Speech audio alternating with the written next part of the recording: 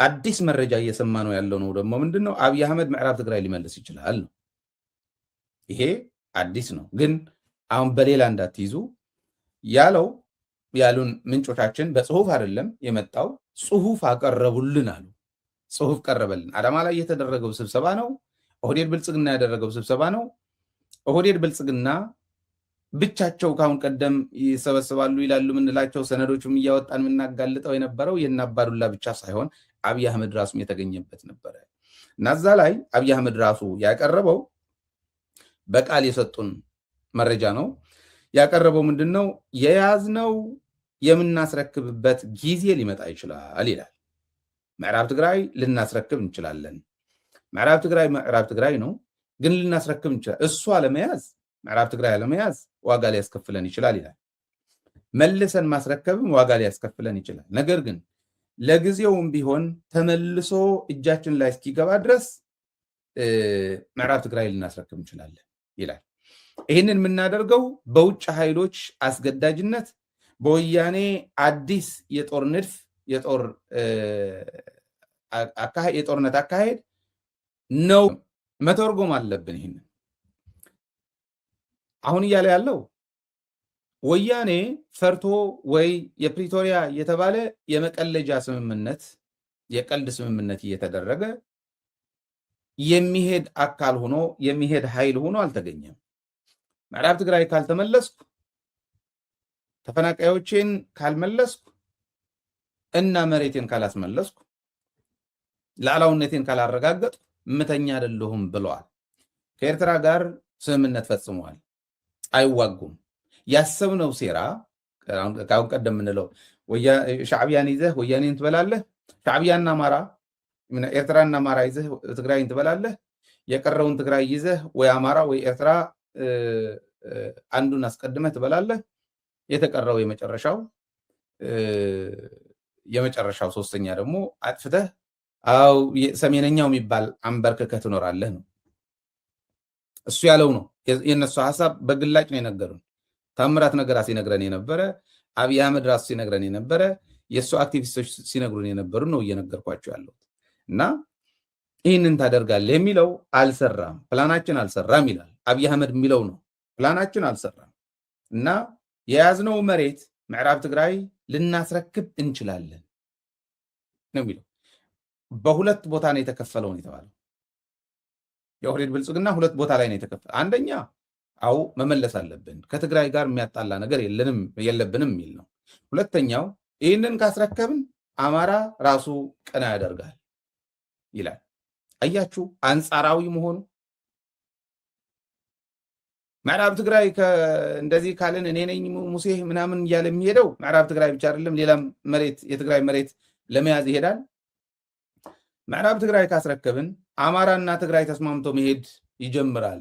ትግራይ መሬቱ ከተመለሰለት ከአማራ ጥል የለውም። ስለዚህ አማራና ትግራይ ተስማሙ ማለት አማራ ከኋላ ስጋት የለውም። ትግራይ ስጋት አድርገንለት እንድንሄድ የተፈለገው ኦኬ፣ ይህንን ስጋት እየወጣ ነው፣ ከዚህ ስጋት እየወጣ ነው። ስለዚህ አማራ ከስጋቱ ከወጣ አማራና ትግራይ አንድ ላይ መስራት ከጀመሩ አማራ ራሱ ቀና ያደርጋል። አማራ ራሱ ቀና አደረገ ማለት ደግሞ ጠፋን፣ እየሰራን የነበረው ጠፋን ማለት ነው። ስለዚህ ምዕራብ ትግራይ መመለስ የለብንም። ታዲያ እንዴት እናድርግ? የአማራ ኃይሎች ይዘን እንግባበት። አማራ አልገባም ማለት ተፈራ ማሞ ባለፈው እንደሰማችሁት ትላንትም እንዳሰማናችሁ አልገባም ማለት አንገባም፣ ከትግራይ ጋር እንዋጋም። ትግራዮቹ እንደዛ ብለዋል፣ እኛም እንደዛ ነው የምንለው። ትግራይና አማራ የሚያዋጋ ነገር የለው ነው የሚለው የፋኖ ኃይል አዛዥ ነው እንደዚህ ያለው እና ለዚህ ነው እኛም ሀገርነትና ነፃነት የምንለው። እውነታው ማወቅ ካለባቸው ኢትዮጵያውያን ትግራይ ነፃነት የምትፈልገው፣ ትግራይ ሀገርነት የምትፈልገው መስፋት፣ ትልቅ ሀገር መሆን መጥፎ ሆኖ አይደለም። ትልቅ መሆን ተደማጭ ያደርጋል። ይህን እናውቃለን። ይሄ ተራ ሳይንስ ነው፣ ትንታኔ ያስፈልገው። ተራ ሰው የሚያውቀው ነው። ፖለቲከኛ መሆን የሚያስፈልገው ትልቅ ሀገር መሆን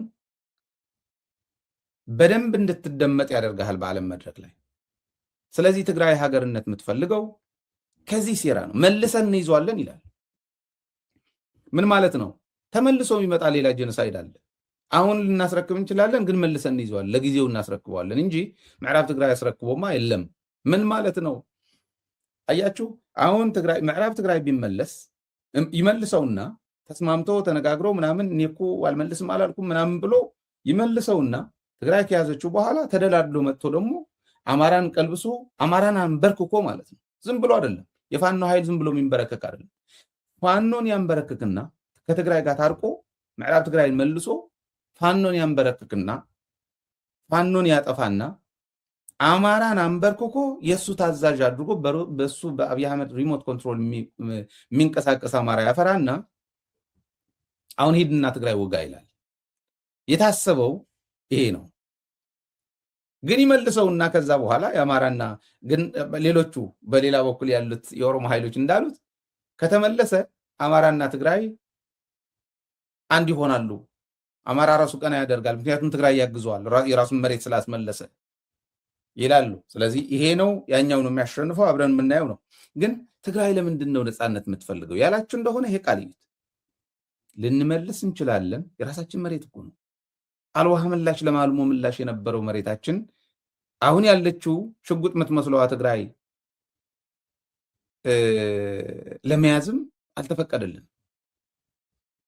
እዛች ቦታ ላይ ለመኖርም አልተፈቀደልንም ማለት ነው። አሁን ይሄ ህዝብ ነፃነት ነው የምፈልገው ከዚች ሀገር ለአንዴና ለመጨረሻ መላቀቅ አለብኝ ቢል ምን ነውር አለው? እንደውም ማለት ያለ ዘገየ፣ እንደውም ሀገርነት ያስፈልገዋል። ሀገር ሆኖ ግን ነፃነት የሌላት ሀገር እንደው ጭቆና ያለባት ሀገር ከሆነ ከኢትዮጵያ የሚሻል አይደለም። ሞት ካለ፣ ዲሞክራሲ ከሌለ፣ ፍትህ ከሌለ፣ ልማት ከሌለ ትርጉም የለውም እና እሱንም እያሰበች የምትሄድ ሀገር መሆን መቻል አለባት ነው። እንዳልኳችሁ ምዕራብ ትግራይ ተከቧል። ተስፋ ቆርጧል አብይ አህመድ። ካነጋገሩም የምታዩት ያ ነው፣ ፍራቻ ነው። ቅንጣት ታክል አንፈራም የሚለው ምንድን ያለው ዶክተር ደረጀ? ወደሽ ነው ቆማጤት ንጉስ ምንት ያለች ነው እና ወዶ ነው። ትግራይ ብቻ በቂ ነች ለኢትዮጵያ። ኤርትራም አያስፈልግም፣ አማራም ሌላም አያስፈልግም። ኢትዮጵያና ትግራይ ብቻ ቢሆን ሳምንታት ነበረ መሪዎቻችን ያኔ መጀመሪያ እንዳሉት ኤርትራ ባትገባ ነው 2 ሀገር 3 ሀገር ምናምን እያለ እስከ 7 8 ሀገር ባይደርስ ነው። አሁን ሱዳን ኤርትራ እና ትግራይ ምናምን ይላል። ይሄ ሀገር ሊያጠፋ ሀገር ሊያወድም ካልሆነ በስተቀር ከአጉል ፉከራ አልፎ ተግባር ላይ የምታገኙት ነገር አይደለምና ምዕራብ ትግራይ ሊመልስ ይችላል የሚል እኔ ብቻ ምለው አይደለም። ከዚህ ነጥብ ተነስተው ብዙዎች እየተነተኑት ይገኛሉ ነው። ከዛ በኋላ አብይ አህመድ የራሱ ጉራ ብቻ አይደለም፣ የራሳችን ባንዳዎችም በየሚዲያው እየወጡ እንዲጎርሩ ለቋቸዋል። ልክ ተፈቶ እንደተለቀቀ ጋኔን ነው የሆኑት፣ በየቦታው በየሚዲያው እየወጡ ማለት ነው። ከሪያ ኢብራሂም የምትባል አንዷ ሴት ትግራዊት ናት። ሌላ ቀርቶ የህወሓት ስራ አስፈጻሚ መሆኗ ታውቃለች። ህወሓት እኮ ያላጠፋው ጥፋት የለም በትግራይ ህዝብ ላይ። ጌታቸውና ኬሪያን ስራ አስፈጻሚ ማድረግ ብቻ በቂ ነው። የህወሓት ቸልተኝነት የትግራይ ህዝብ ምን አይነት ዋጋ እንዲከፍል እንዳደረገ። ኬሪያ የምትባል ሴት አሁን ምን ትላለች? ለሻዕብያ ልገረድም ትላለች። ግርድና እንግዲህ ምን ማለት እንደሆነ እየነገረችኝ ያለችው ራሷ ናት። ለሻዕብያ አልገረድም፣ ለብልጽግና ብንበረከክ እመርጣለሁ። ለብልጽግናማ ተንበርክካለች ብቻ አይደለም፣ ሌላም ጣጣ አለበት። እሱ እንግዲህ ጊዜ ያውጣው። የፌዴሬሽን አፈ ጉባኤ እንድትሆንም ትግራይ እኮ ያን ያክል ክብር ሰጥቷት እዛ ደረጃ ላይ እንድትደርስም የተደረገች ሴት ናት። ለሻዕብያ ከመገረድ አንገት መድፋት ይሻላል ትላለች። ከፋና ቲቪ ጋር ያደረገችው ቃለ መጠይቅ ነው። ለሻዕብያ ሳልፋ ሰጥታታለች ህወሓት። ትግራይን ለሻዕብያ ሳልፋ ሰጥታለች ትላለች። ህወሓት የሻዕብያ ተላላኪ ነች። ህወሓት የሻዕብያ ተንበርካኪ አንሆንም ይለን ነበረ ትላለች። ካሁን ቀደም እንደዛ ይለን ነበር እና እንደዛ ስላለ ህወሓት ነው አልንበረከክም እያለች አልገረድም እያለች ያለችው። አንድ ነገር የሚገርመኝ ነገር ለማስቀመጥ ነው ይህንን ያነሳሁት። ጌታቸውና ኬሪያ ስለ ሻዕቢያ ከሚናገሩ ደብረጽዮንና መንጆሪኖ ወይ ዓለምና መንጆሪኖ ወይ ጌታቸው አሰፋና ዓለም ቢናገሩ አይሻልም ወይ? ለምንድን ነው እንደዛ ምላችሁ መሰላችሁ?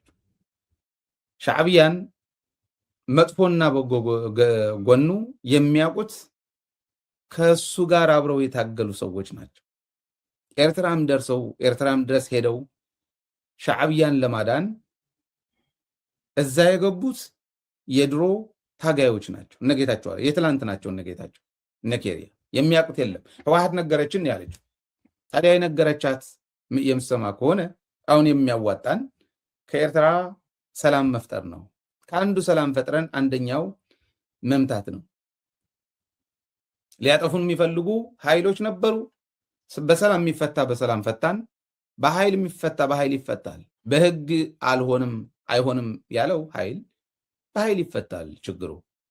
ይህንን ብላ ስትነግራት አለመስማቷ ግን እንደው ሻዕቢያና ህወሓት ከመታረቃቸው በፊት እኮ ትግራይ የከዳች ሴት ናት።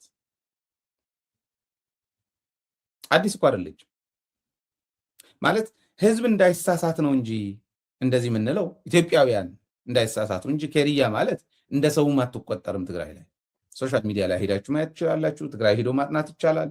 እንደ ሰው የማይቆጠሩ ሰዎች ናቸው። ጻድቃንም ጌታቸውም ኬሪያም ምናምንቴውም ብሉ። ግን ስለ ሻዕቢያ አሁን እየታገልኩ ያለሁት ህወሓት ከሻዕቢያ ጋር እየሰራ ስለሆነ ነው ብላ ለማሳመን ትሞክራለች።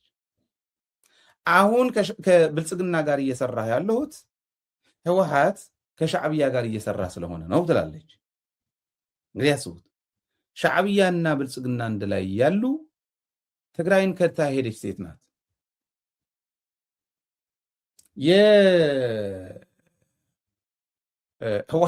የህወሓት ዲስከሽን ከጦርነት በፊት ያደረጉት አጀንዳ ላይ ጽፋ በደንብ አንድ በአንድ ጽፋ ለብልጽግናና ለሻዕቢያ ያስረከበች ሴት ናት።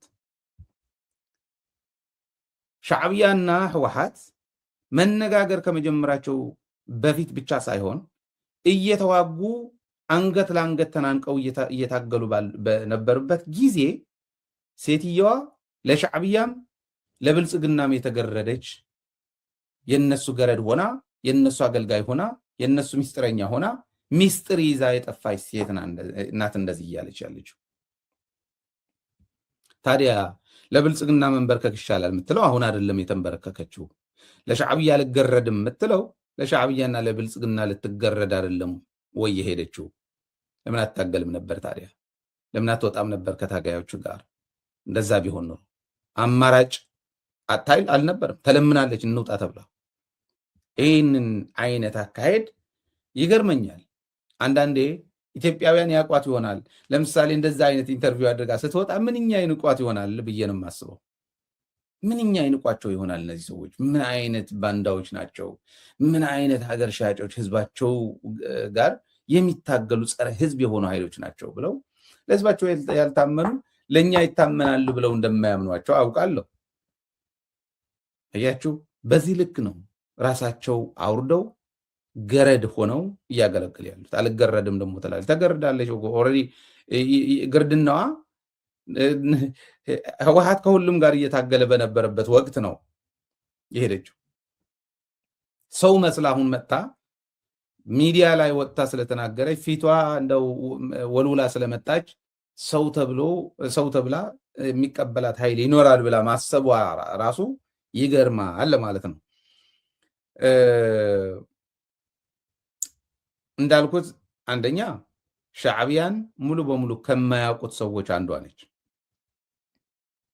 ሻዕቢያን የሚያውቁት በጎና መጥፎ ጎኑን የሚያውቁት አብረውት የታገሉ ናቸው። እነ ጀነራል ምግበይ፣ እነ ጀነራል ታደሰ ወረደ። እነዚህ እኮ ኤርትራ ለማጥፋት ደርግ ሲሄድ በቀይ ኮከብና ምናምን ሁለት ጊዜ ከሄዱት ብርጌዶች ውስጥ ሆነው ሄደው የታገሉ ሰዎች ናቸው። እዛ ወንድሞቻቸው ቀብረው የመጡ ናቸው። ጀነራል ምግበይ አንዱ ወንድሙ ቀብረው ሄደዋል።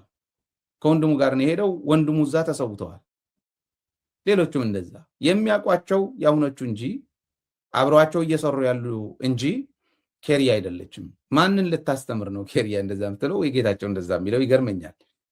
ቢያንስ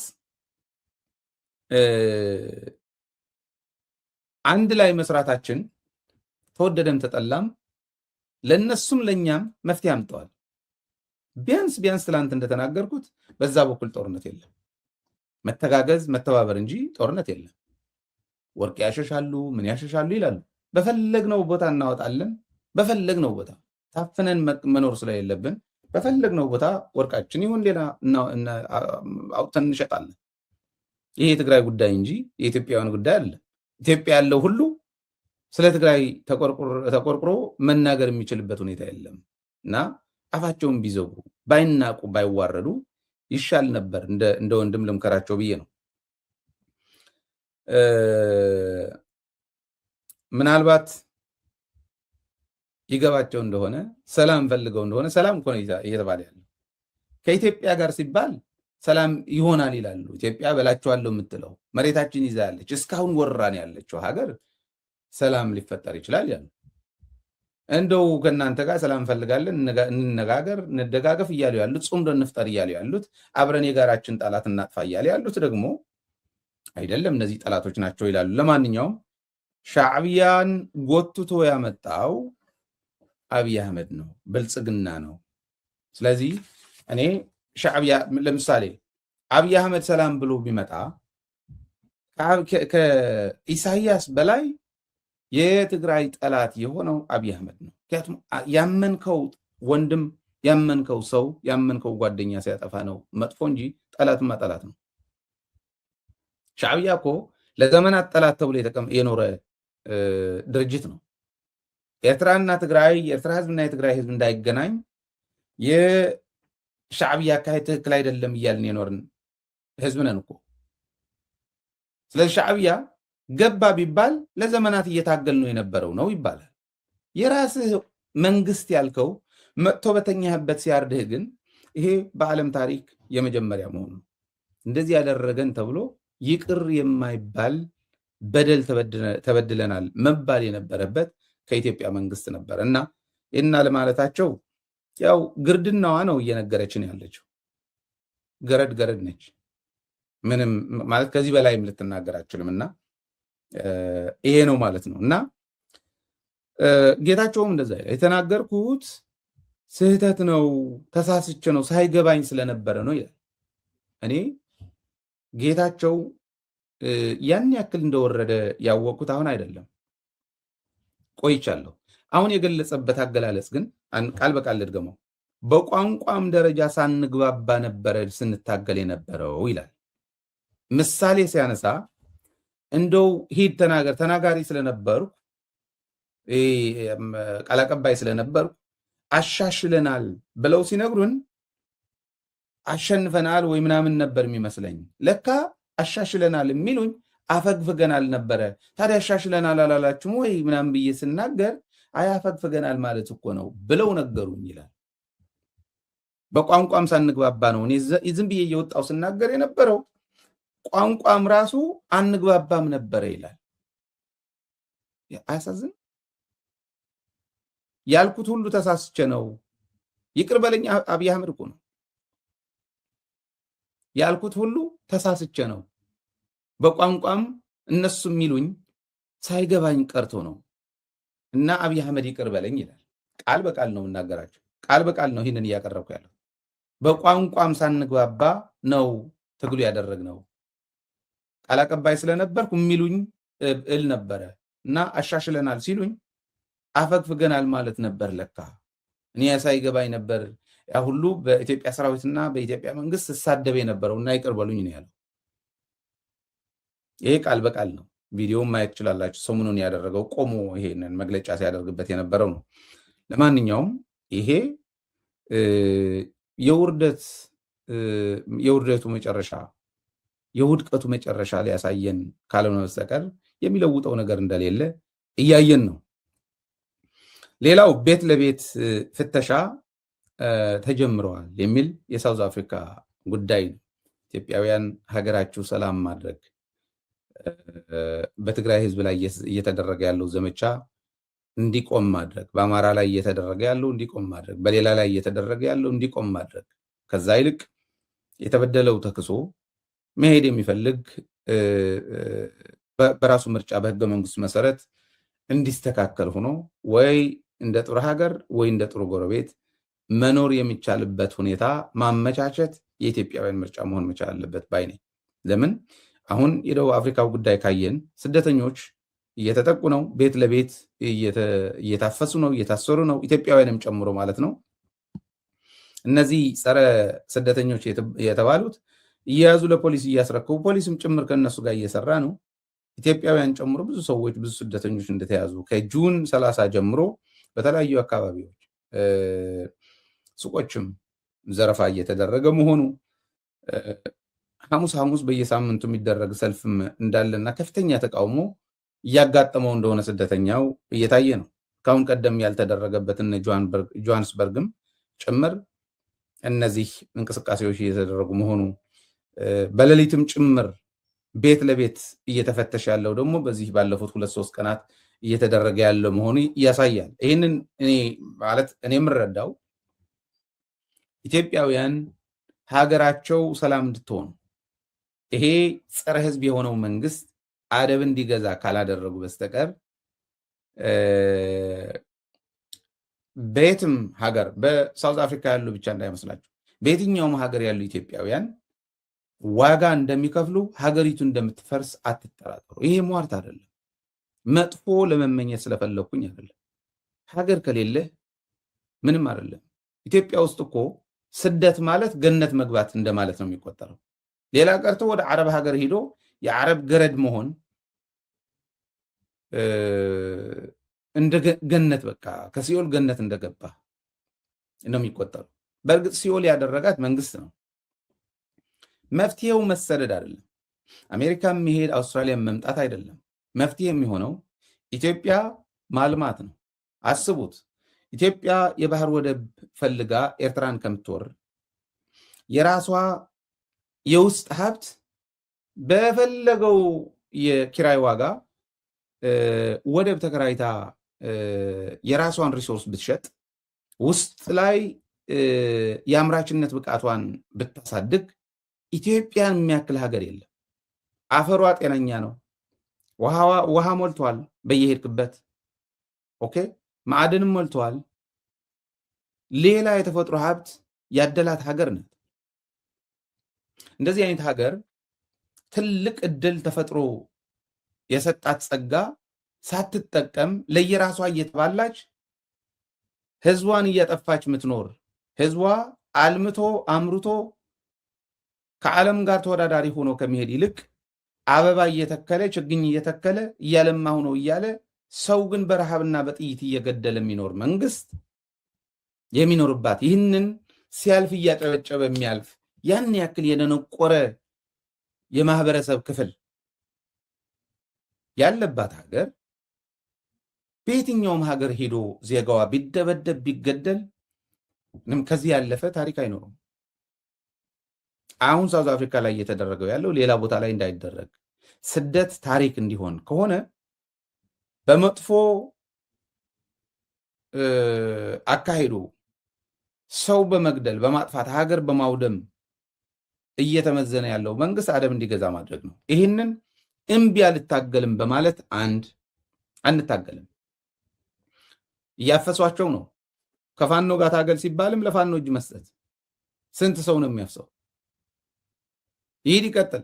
ቢያፍሳቸው ቢያመጣቸው ለፋኖ እጅ እየሰጡ ለትግራይ ሰራዊት እጅ እየሰጡ ለአፋር ሰራዊት፣ ለቤንሻንጉል፣ ለጋምቤላ፣ ለሌላም እጅ እየሰጡ ከነሱ ጋር ሆነው ታግለው ይህንን ስርዓት አፍርሰው ከፈለጉ አንድ ላይ ምናልባት ይሻለናል ብለው እንደሆነ አሁን ቅድም እንዳልኳችሁ ነፃነትና ሀገርነት ያስፈልጋታል ትግራይ። ምክንያቱም መሬቷ የቀማናት መሬት አሁን እንመልሰው፣ ነገ ግን መልሰን እንደምንይዘው አረጋግጠን መሄድ አለብን ብለው የነገ ጄኖሳይድ እያለሙ የሚሄዱ መሪዎች ባሉበት ሀገር ነፃነት ያስፈልገኛል ብላ የምታስብ ካለችም ነፃነቷ በህገ መንግስት መሰረት ነፃነት አግኝታ እንድትኖር ማድረግ ጥሩ ጎረቤት ትሆናለች። አብሮ መኖር የግድ አይደለም፣ አብሮ ማደግ ግን የግድ ነው። ሰላም የጋራ ሰላም ማስፈን ግን የግድ ነው። ከዚህ ጎረቤት ሆነን ሰላማችንን እናሰፍናለን። የግድ አንድ ላይ ስለሆነን እናድጋለን ማለት አይደለም። ይኸው እኮ አንድ ላይ ሆና እየተፋጀች ነው ያለችው። አዲስ ነገር አልተፈጠረም። ኢትዮጵያ እነዚህ የኢትዮጵያ ክልሎች አንድ ላይ ቢሆኑ እናድጋለን፣ አንድ ላይ ካልሆኑ በቃ ጠፊ ነን ብሎ የመሄድ አባዜ የተፈጠረው ትርጉሙን የነፃነት ትርጉም ካለማወቅ ነው። አንድ ህዝብ በአንድ ሀገር ሲኖር አንድ ላይ ሲኖር ነፃነቱ፣ እድገቱ፣ ተደማጭነቱ፣ ዲሞክራሲው እንዲያድግለት ነው፣ በትልቁ እንዲመዘንለት ነው። አይደለም አሜሪካ እኮ 50 ስቴትስ ናቸው አንድ ላይ ያሉት። ኢትዮጵያ እኮ 12 ስቴትስ ናቸው አይደለም።